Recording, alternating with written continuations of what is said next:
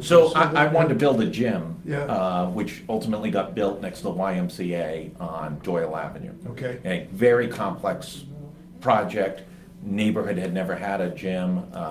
Huge youth population that just had no place to do any athletics or recreation or arts or anything else.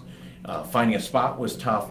The mayor hated me, probably more than anything at that time. Why? I don't know why.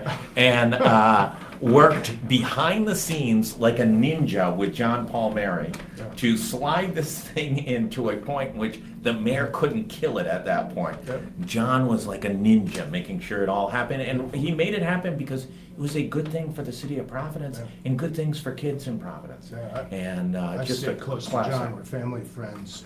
Our kids went to school together, but I also stayed close to him when he was in Boston, when he was down in Atlantic City, and watched the great work he's done at the city level on the ground. Yeah, it's an amazing Just career. really good.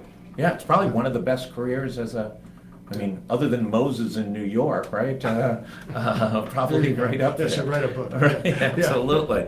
So we're gonna invert this week. We've Okay. talked about the success of innovation, Yeah. how innovation can revolutionize things, and sometimes innovation doesn't quite work, and Sometimes.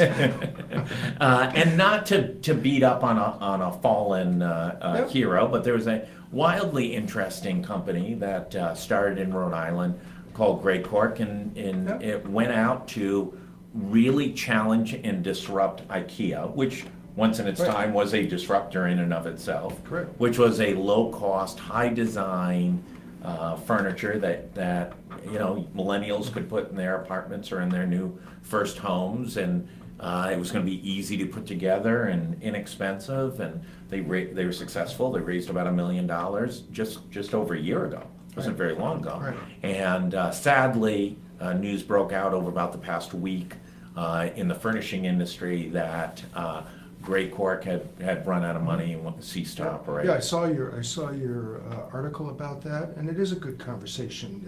It's about first of all, let's talk about who's got the best chance to innovate when you have a breakthrough idea like that. Right. Is it the startup entrepreneur, Right. or is it the larger company? So who was better positioned to do this, IKEA or the startup you're talking about?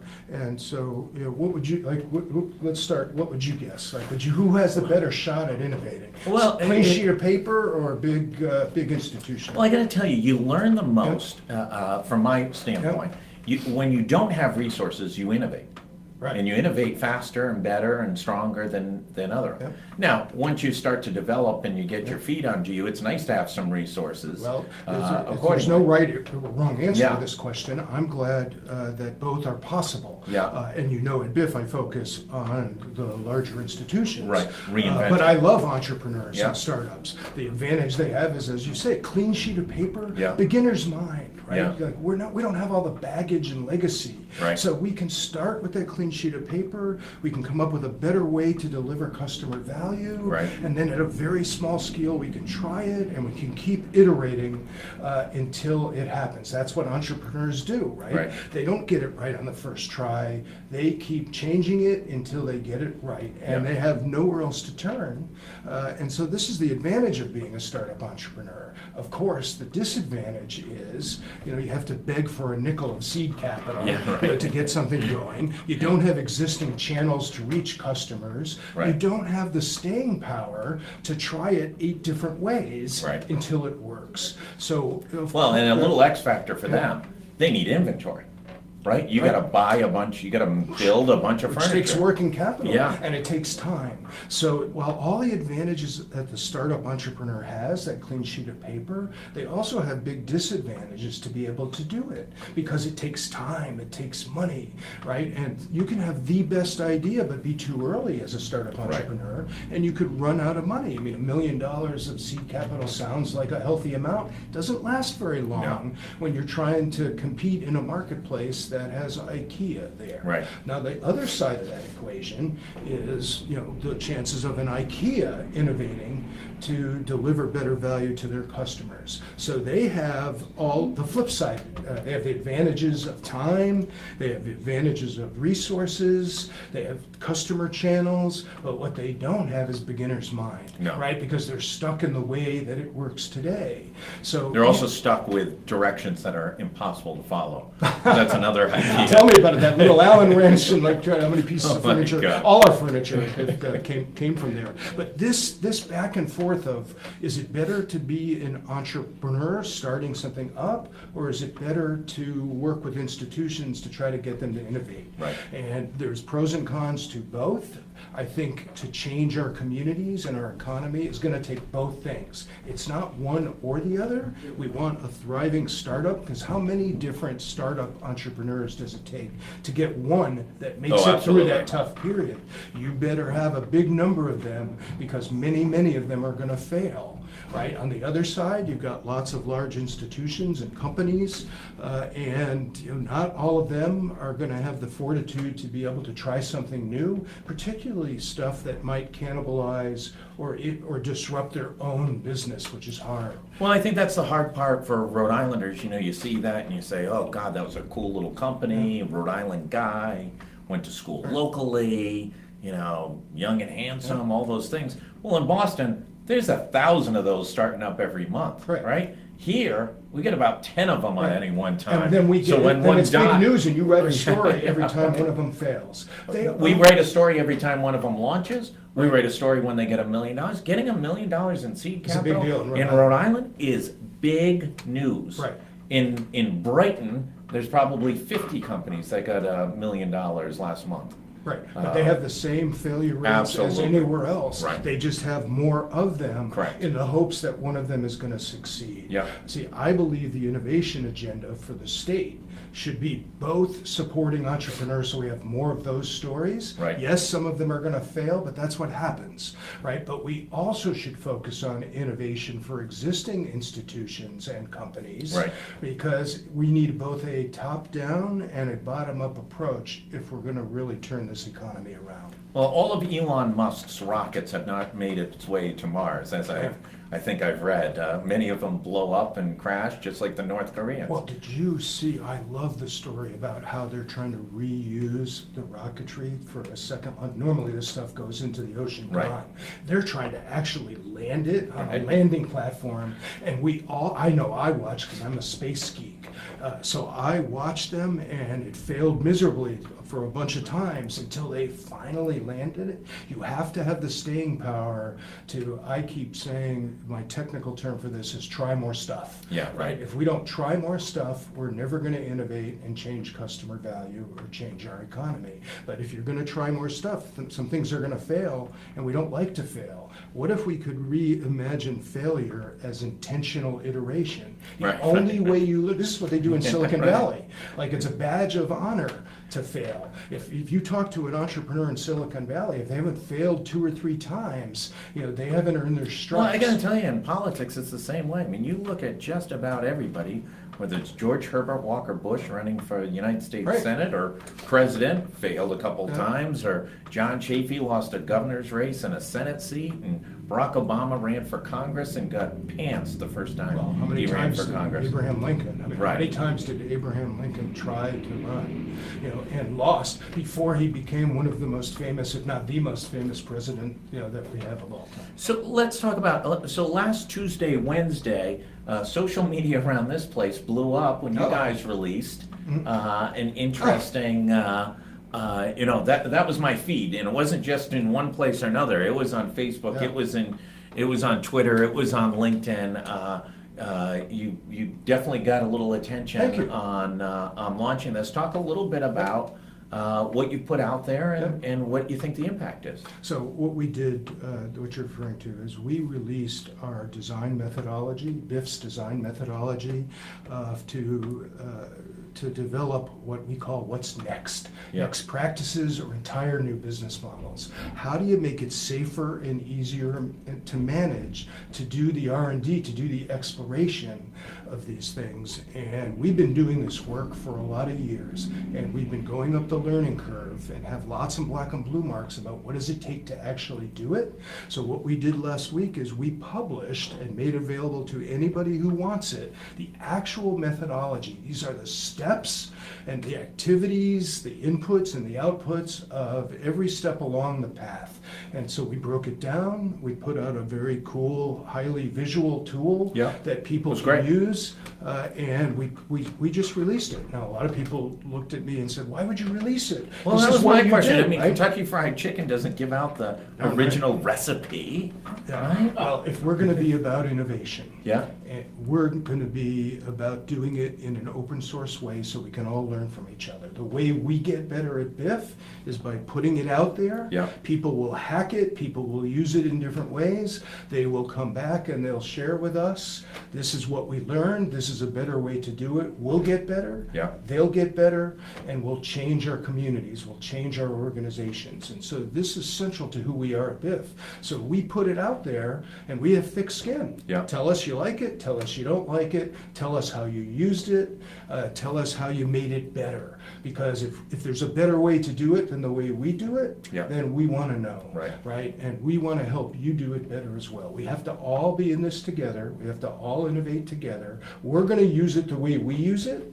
And we've got plenty of opportunities to do work at BIF, so I'm not too worried about whether there's enough work for us. And I would just as soon put it out there, and already, just in the week we've done this, from all over the world. I bet. It's amazing the responses that we're getting. You know, a lot positive, but also some critiques and ways that we might improve it. It's fantastic. So talk about your, I'm going to start with the negative. What was your biggest? Well, of course you will. Well, it can't be all roses here. Talk about your most strident feedback. Well, the most strident feedback I got, believe it or not, I happen to have a board meeting, my own board. Yeah. And I'm the chair of the board of BIF. Yeah. We had our board together. I have a fantastic board.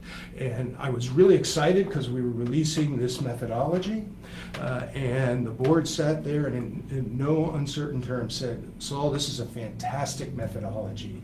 We don't care about the steps in your methodology. Tell us what you're going to do with it. Yeah. Tell us what problems you're going to solve. Give us examples of the work that you've done," and which is exactly what we're going to do. But being reminded of that, you know, and getting that kind of focused input from people that I really respect, these are my trusted advisors, really put the methodology in perspective. Everybody could have a methodology. It's a piece of paper, you know, with some boxes with some activities listed underneath it, right? It's really important to have a method, but let's put it in perspective. It's not the method that's important. It's what you do with the methodology, what problem you're solving, and what results you get. And my board, right, like with a 2x4, you know, said that to me, and I could not be more grateful, because that's the kind of feedback you need. The last thing we need are people to tell you things are good when they aren't. What you need are trusted advisors who are willing to say, you know, with some tough love, this is what you need to do to get better.